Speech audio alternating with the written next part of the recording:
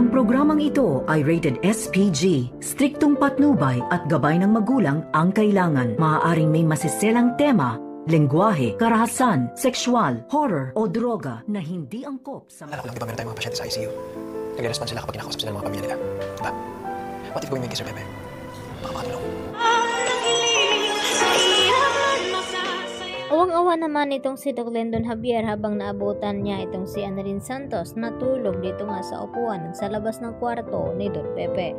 At dito naman na binigyan ni Doc Lendon ng unan itong si Annalyn nang sa ganon ay makatulog siya kahit papaano at hindi magiging pabigat itong kanyang hinihigaan ngayon.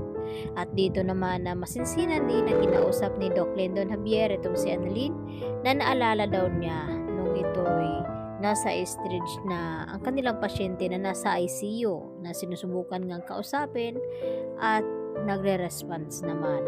Bakit daw hindi subukan ni Annalyn na yun ang gawin niya dito kay Lolo Pepe nang sa ganon ay makakatulong ito. Kaya hindi na nga nagpatumpik-tumpik pa itong si Annalyn, kaya agad na pumasok itong si Annalyn dito sa kwarto ni Don Pepe at kinausap niya itong kanyang lolo. At dito nga nabanggit ni Annalyn ang babae na dumalaw dito nga sa kanya at hindi naman kataka-taka dahil marami daw ang nagmamahal dito kay Sir Pepe dahil sa mabuting puso ato at mabait sa kapwa-tao. At dito nagulat itong si Annalyn nang mag-response na nga itong si Don Pepe at ito ay sign na naririnig niya itong mga sinasabi dito ni Annalyn. At dito naman na unti-unti na magkakamalay itong si Don Pepe at malalaman na nga niya na itong babaeng dumalaw dito sa kanya ay walang iba kundi apo niya rin ito na anak naman dito ni Giselle.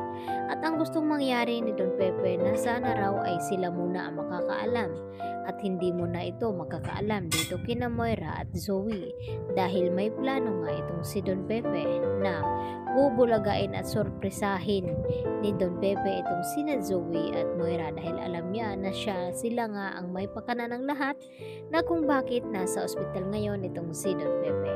Kaya naman nang makalabas itong si Annalyn sa ICU ay dito naman siya napaiyak at napayakap na lamang dito kay Doc Lendon dahil tama ang sinabi nito na kausapin nga itong si Don Pepe baka makakatulong.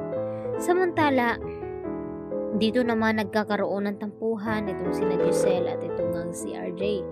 At pagkatapos nga nagkasagutan ng dalawa ay dito lumapit itong si Doc Remeneses dito kay RJ at sinabihan ng kapatid na sana raw ay masanay na itong si RJ na mainit talaga ang dugo dito ni Giselle dito kay Moira at kay Zoe dahil sa mga nangyayari noon sa kanila.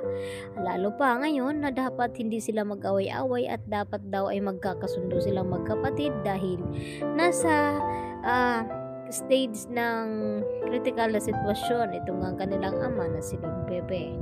At dito naman na tila natauhan din itong si RJ na kinakailangan niya rin na humingi din ng sorry dito sa kanyang ate Giselle sa lahat ng mga nasabi nito dahil hindi naman sinadya ni Giselle na mapagbintangan itong si Zoe dahil hindi daw niya mapigilan ang kanyang galit dito sa mag-ina na ito dahil sa dami daw na ginawa sa kanila noon.